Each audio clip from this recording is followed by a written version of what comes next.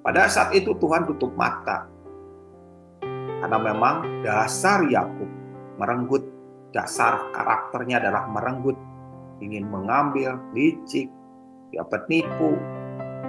Tapi coba lihat langkah perjalanan kehidupannya Yakub. Seorang penipu yang ditipu. Hidupnya penuh dengan kerumitan karena karakternya rumit.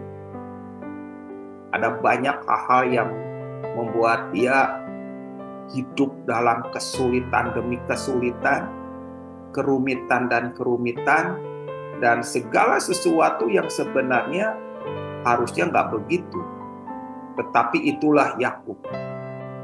Dan seharusnya pada saat dia mengalami Tuhan muncul di Betel, harusnya dia menyerahkan hatinya, dia menyerahkan hidupnya, dia harusnya menundukkan diri di hadapan Tuhan dan berkata, hidupku hanya untukmu, seturut dengan keinginan. Tidak ada pembangkangan, tidak ada pemberontakan, mengikuti apa yang kau mau. Makanya kalau kita lihat hidupnya Yakub, tahun-tahun pembentukannya itu ada orang menghitungnya 130 tahun. Babak beluran dalam proses yang bolak-balik hancur. Berbeda dengan anaknya Yusuf. Yusuf dalam proses Tuhan hanya 13 tahun. Jauh dibandingkan dengan ayahnya Yakub.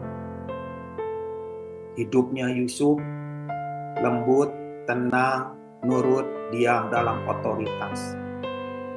Tidak sembrono, walaupun pada saat itu istri Potifar berusaha untuk membuat hidupnya tercemar, tapi dia tetap menjaga kekudusannya.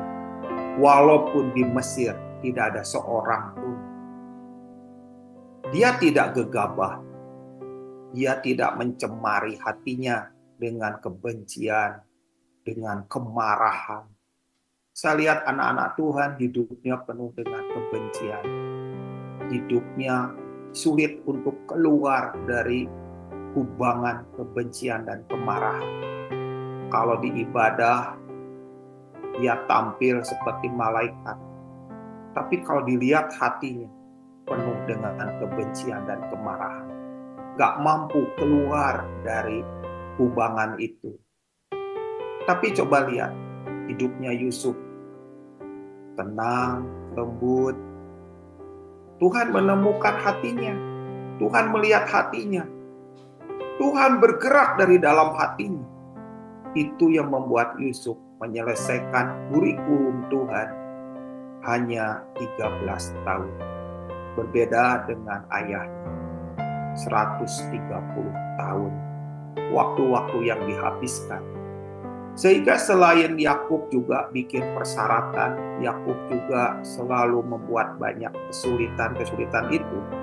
Namun ketika dia ditanya oleh Firaun berapa umurnya dan dia menjawab tahun-tahunnya hanya sedikit, hari itu saya melihat bahwa Yakub punya 17 tahun terakhir. Dia berumur 147. 17 tahun untuk mengejar ketinggalan. Waktunya tidak lama. Waktunya hanya sedikit. Tetapi waktu yang tidak lama dan waktu yang sedikit itu, Yakub mengejar ketinggalan. Sehingga dalam kitab Ibrani, di situ dituliskan bahwa Yakub menumpangkan tangan dengan tangan bersilang kepada anak-anaknya. Yusuf melihatnya bahwa itu salah. Harusnya tangan kanan diberikan kepada Manasye.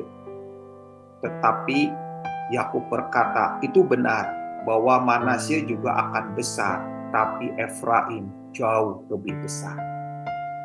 Walaupun matanya dia sudah tidak melihat dengan jelas, tapi mata batiniahnya melihat dengan jelas, terang benderang. Itulah sebabnya satu-satunya ayat yang dituliskan dalam pahlawan iman tentang Yakub adalah pencapaian tertingginya, yaitu ketika dia tangan bersilang memberkati kedua anak Yusuf.